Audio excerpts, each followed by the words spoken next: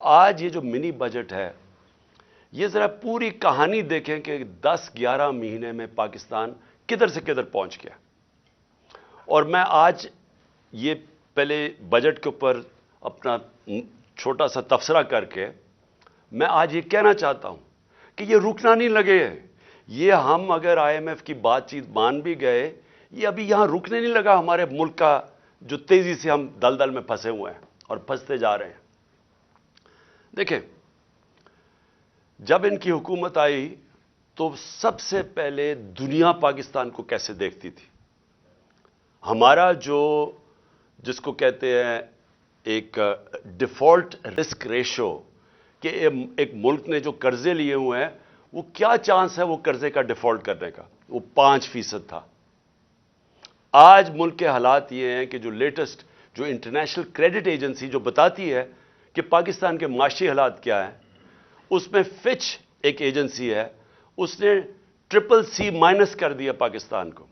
یعنی ہم اب وہ سری لنکا کی سٹیج کے اوپر پہنچ گئے ہیں کہ دنیا ہمیں وہ دیکھ رہی ہے، وہ ملک جو کہ اب ایک باسکٹ کیس بن گیا، یعنی وہ ڈیفالٹ کے اتنا قریب پہنچ گیا کہ کسی باہر کے ملک نے اس ملک کو قرضے بھی نہیں دینے، کمرشل بینکس نے قرضے نہیں دینے، کوئی انویسٹمنٹ نہیں پاکستان میں آنی۔ تو جو آج حالات ہیں، اس کے اندر اگر ہم یہ سمجھ رہے ہیں کہ آئی ایم ایف کے ہم یہ بات چیت مان جائیں گے، اس سے ملک ٹھیک ہو جائے گا، اس خوش فہمی میں کوئی نہ رہے، کیونکہ جو مشکل حالات اب یہ مزید اور بگڑیں گے۔ تو میں پہلے اپنی قوم کو صرف یاد کرانا چاہتا ہوں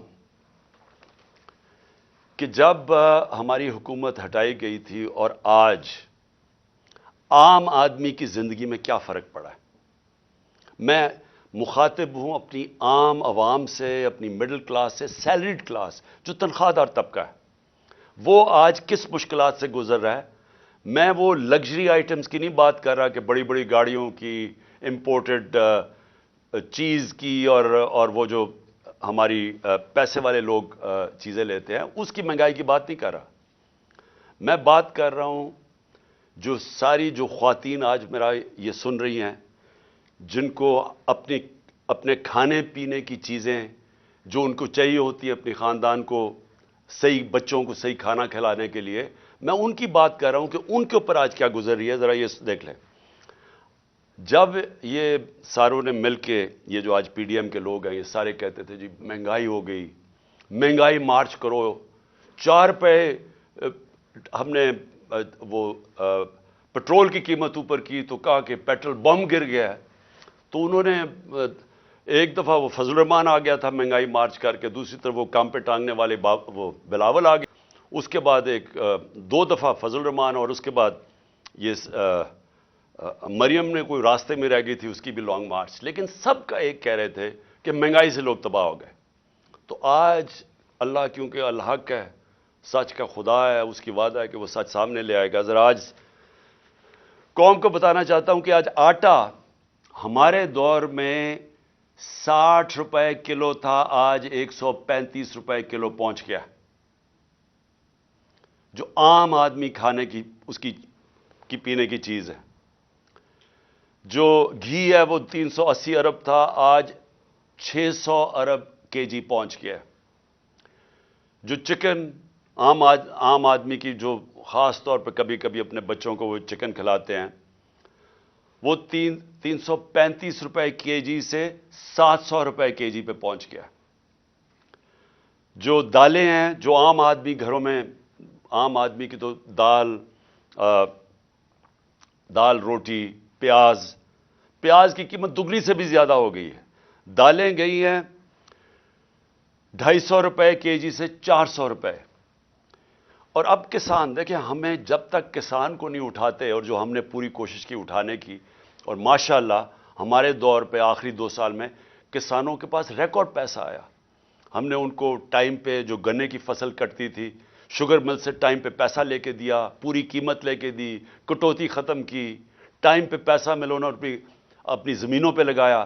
ریکارڈ 4 فصلوں کی ریکارڈ پروڈکشن 2 سال ہوئی ہماری، یعنی بمپر کراپس ہوئی۔ تو آج وہ جو یوریا استعمال کرتا ہے،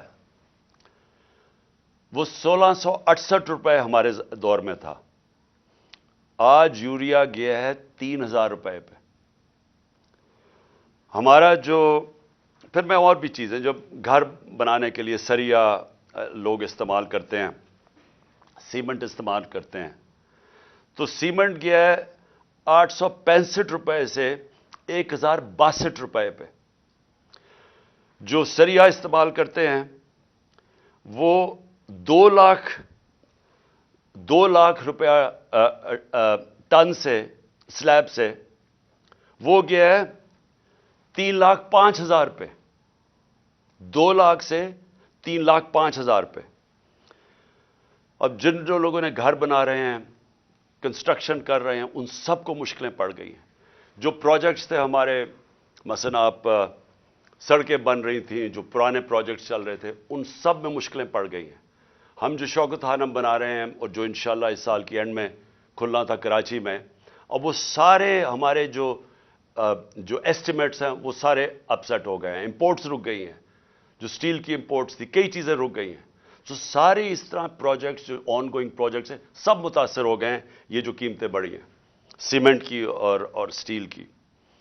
لوگ گھر بنا رہے تھے، ان کے گھروں کے قیمتیں ایک دم اوپر چڑھ گئی ہیں. پھر دوائیں، انہوں نے امپورٹس کے اوپر جو بین کیا ہے، جو لائف سیونگ ڈرگز ہیں، جو خاص طور پہ آپ استعمال کرتے ہیں، کینسر کی ڈرگز، ہارٹ کے لیے، وہ ان سب میں قلت آ گئی ہے. کیونکہ یہ جو سوچے سمجھے بغیر سب امپورٹس بند کیے ہیں، جس میں متاثر ہو رہے ہیں ہاسپٹلز اور وہ مریض جن کی سیریس بیماریاں ہیں.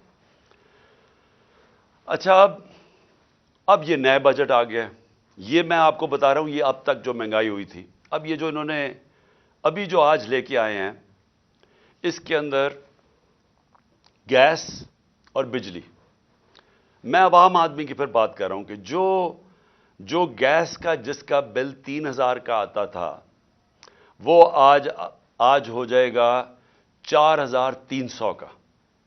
جو بجلی کا بل جن کے گھر 10,000 آتا تھا، وہ 13,000 پہ چلا جائے گا.